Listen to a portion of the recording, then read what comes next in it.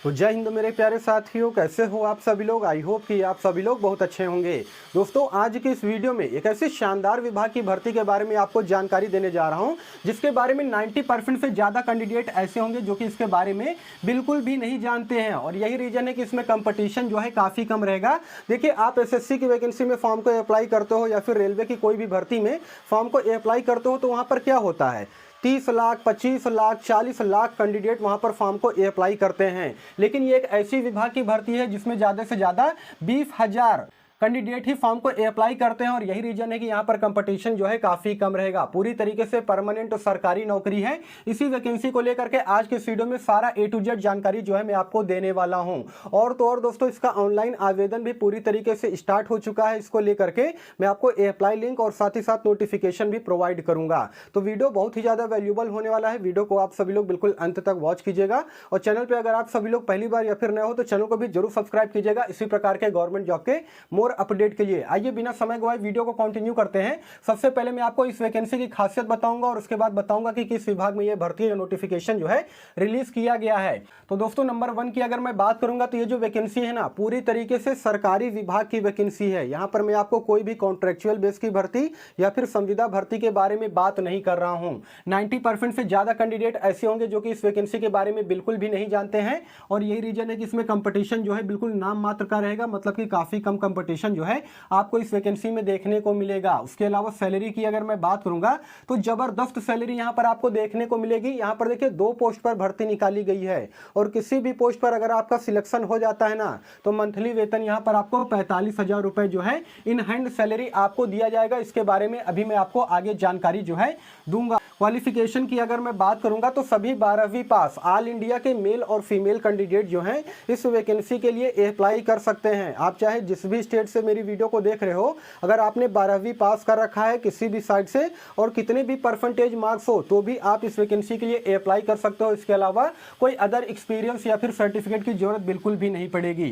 दोस्तों, इस वैकेंसी का ऑनलाइन आवेदन जो है पूरी तरीके से स्टार्ट हो चुका है। अप्लाई लिंक मैं आपको अभी प्रोवाइड करूंगा, साथ ही साथ नोटिफिकेशन भी दिखाऊंगा। साथ ही साथ इस वैकेंसी में आपका किसी प्रकार का कोई भी फिजिकल टेस्ट नहीं होगा। और फिजिकल टेस्ट नहीं होगा तो ना ही हाइट चेक किया जाएगा और ना ही रनिंग होगा और ना ही लॉन्ग जंप होगा, क्योंकि बहुत सारे कैंडिडेट ऐसे हैं जिनको फिजिकल से डर लगता है। तो आपको डरने घबराने की जरूरत नहीं है। यहां पर फिजिकल का कोई भी क्राइटेरिया नहीं रखा गया है।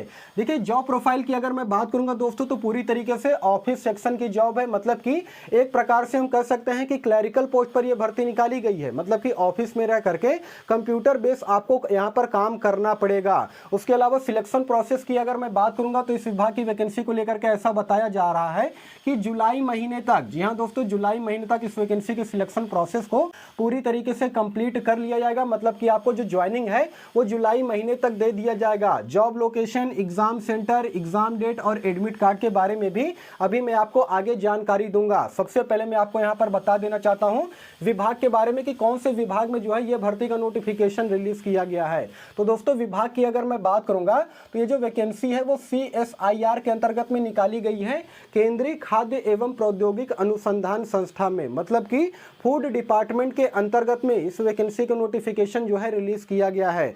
और इसे इंग्लिश में जो है CFTRI के नाम से जानते हैं, जिसका फुल फॉर्म होता है central food technology research institute में इस वैकेंसी का नोटिफिकेशन जो है यहाँ पर रिलीज किया गया है। जिसमें कि पोस्ट की अगर मैं बात करूंगा तो यहाँ पर मेनली तौर पर 2 पोस्ट पर इस भर्ती का नोटिफिकेशन जो है जारी किया गया है। पहले पोस्ट की अगर मैं बात करूंगा दोस्तों तो JSA, जिसका फुल फॉर्म होता है जूनियर सेक्रेटरियल असिस्टेंट के पोस्ट पर इस वैकेंसी का नोटिफिकेशन रिलीज किया गया है, जिसमें कि अलग अलग डिपार्टमेंट जो है शामिल है। जैसे कि JSA में जनरल डिपार्टमेंट में भर्ती निकाली गई है। उसके अलावा JSA के अंतर्गत जो है यहाँ पर स्टोर एंड परचेस डिपार्टमेंट के अंतर्गत भर्ती निकाली गई है। उसके अलावा JSA में ही फाइनेंस एंड अकाउंट डिपार्टमेंट में यहाँ पर भर्ती का नोटिफिकेशन जो है रिलीज किया गया है। और सभी पोस्ट के लिए यहाँ पर क्वालिफिकेशन जो है मात्र 12वीं पास रखी गई है। सभी 12वीं पास ऑल इंडिया के मेल और फीमेल कैंडिडेट जो है इसके लिए अप्लाई कर सकते हैं। उसके अलावा दूसरे पोस्ट की अगर मैं बात करूंगा तो यहाँ पर जूनियर स्टेनोग्राफर के पोस्ट पे भी भर्ती निकाली गई है, इसमें भी क्वालिफिकेशन जो है 12th पास रखा गया है।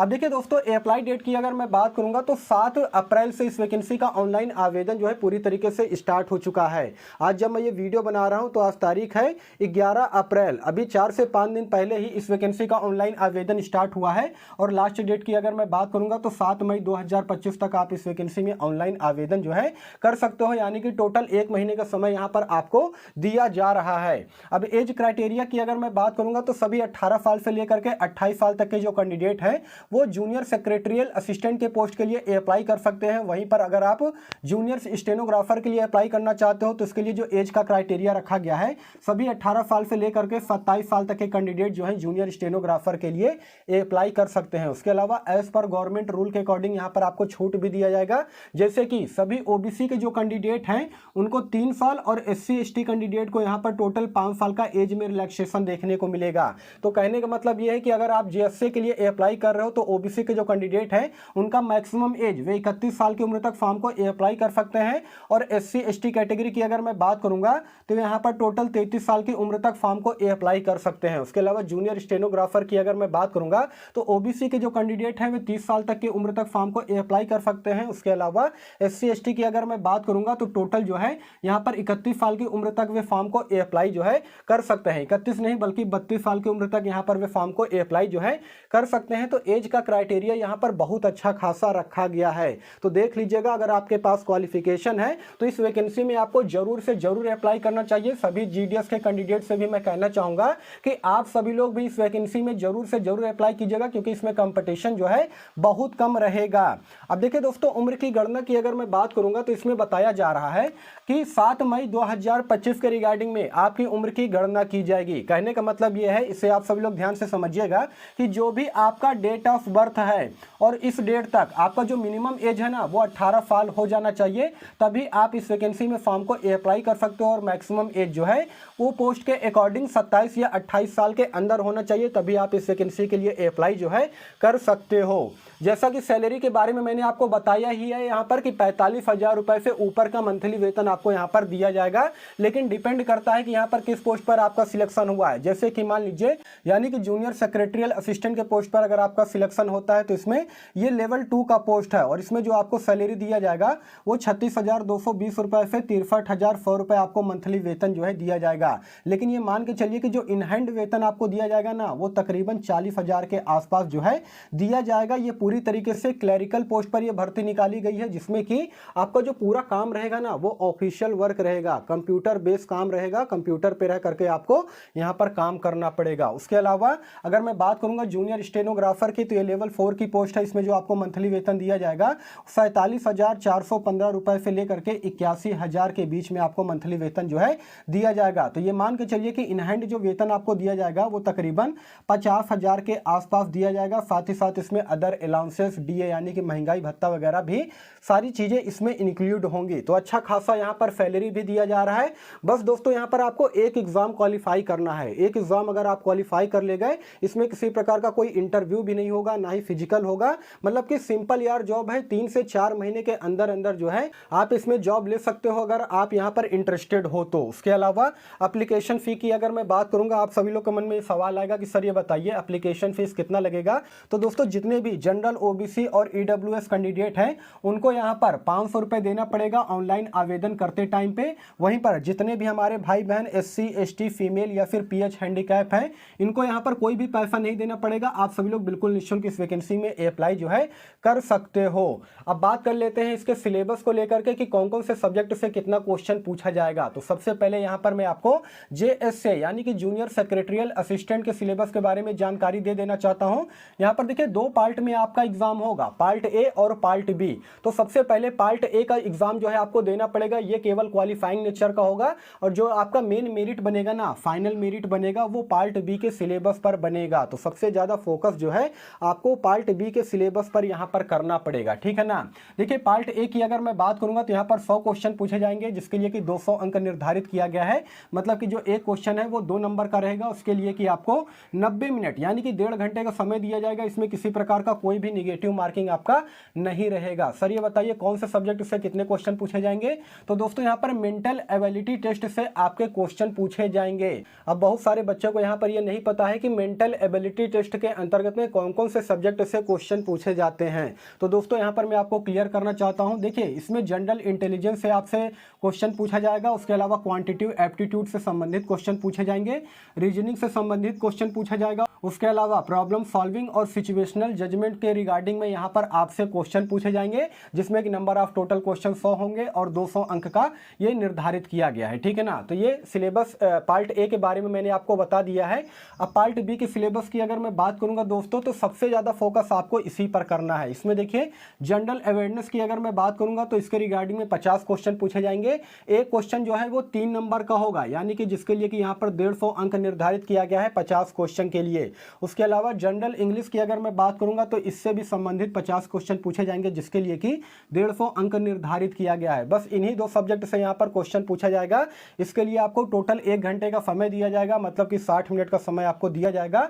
एक क्वेश्चन जो होगा ना वो 3 अंक का होगा, मतलब कि 150 जो क्वेश्चन होगा वो आपका 300 अंक का होगा। और यहाँ पर निगेटिव मार्किंग 1 का रखा गया है, मतलब कि एक क्वेश्चन अगर आप सही करते हो तो आपको यहाँ पर 3 नंबर दिए जाएंगे, लेकिन एक क्वेश्चन अगर आप गलत करते हो तो आपका यहाँ पर 1 नंबर काट लिया जाएगा। तो सोच समझ करके आपको जो है यहाँ पर सॉल्व करना है क्वेश्चन को, ठीक है ना, क्योंकि यहाँ पर निगेटिव मार्किंग भी इसमें रखा गया है। फाइनल मेरिट आपका जो है पार्ट बी के सिलेबस पर बनेगा, ये मैं आपको बार बार बताए दे रहा हूँ। तो दोस्तों ये तो जूनियर सेक्रेटरियल असिस्टेंट के सिलेबस के बारे में मैंने आपको जानकारी जो है यहाँ पर दे दिया है। अब स्टेनोग्राफर के सिलेबस की अगर मैं बात करूंगा दोस्तों, तो इसका जो नोटिफिकेशन है ना, सिलेबस का जो कंप्लीट नोटिफिकेशन है, इसका पीडीएफ मैं डाल दूंगा अपने टेलीग्राम चैनल पर। टेलीग्राम चैनल का लिंक मैंने वीडियो के डिस्क्रिप्शन में ऑलरेडी डाल रखा है, तो वहां पर जा करके आप स्टेनोग्राफर के सिलेबस के बारे में देख सकते हो। क्योंकि देखिए यहाँ पर व्हाइट बोर्ड पर जगह बिल्कुल भी नहीं बची है, यहाँ पर मैं लिख करके आपको नहीं बता सकता हूँ, ठीक है ना। तो इसका जो पीडीएफ है मैं अपने टेलीग्राम चैनल पर डाल दूंगा, वहां से जा करके आप स्टेनोग्राफर के सिलेबस के बारे में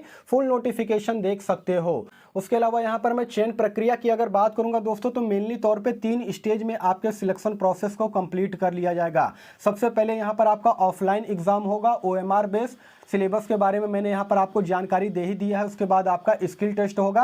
आप चाहे किसी भी पोस्ट के लिए यहाँ पर अप्लाई करते हो तो दोनों पोस्ट के लिए यहाँ पर स्किल टेस्ट जो है रखा गया है। स्किल टेस्ट के तौर पे यहाँ पर आपसे जो है टाइपिंग टेस्ट जो है करवाया जाएगा। अब देखिए बहुत सारे बच्चों को टाइपिंग नहीं आती है, तो देखिए आप लोग घबराइएगा मत। सबसे पहले आप लोग फॉर्म में अप्लाई कीजिए, क्योंकि सबसे पहले यहाँ पर एग्जाम होगा, और एग्जाम जब आप क्वालिफाई करोगे उसके बाद आपका यहाँ पर टाइपिंग टेस्ट लिया जाएगा। और तब तक कम से कम 2 से 3 महीने का समय आपके हाथ में है। आप सभी लोग अभी से टाइपिंग जो है सीखना स्टार्ट कर दीजिए। देखिए अगर आप यहाँ पर हिंदी में टाइपिंग करते हो तो हिंदी में टाइपिंग स्पीड जो रखा जाता है वो 30 वर्ड प्रति मिनट का रखा जाता है। उसके अलावा अगर आप इंग्लिश में टाइपिंग करते हो तो 35 वर्ड प्रति मिनट का टाइपिंग स्पीड जो है देखा जाता है। इसे आपको क्वालिफाई करना जो है जरूरी रहता है, जिसके लिए कि आपको 10 मिनट का समय दिया जाएगा, और ये केवल क्वालिफाइंग नेचर का होगा। स्किल टेस्ट के बाद जो है आपका डॉक्यूमेंट वेरिफिकेशन करवाया जाएगा, मतलब कि आपके सारे आवश्यक दस्तावेज की अच्छी तरीके से जांच की जाएगी, और उसके बाद यहाँ पर फाइनली आपको ज्वाइनिंग दे दिया जाएगा।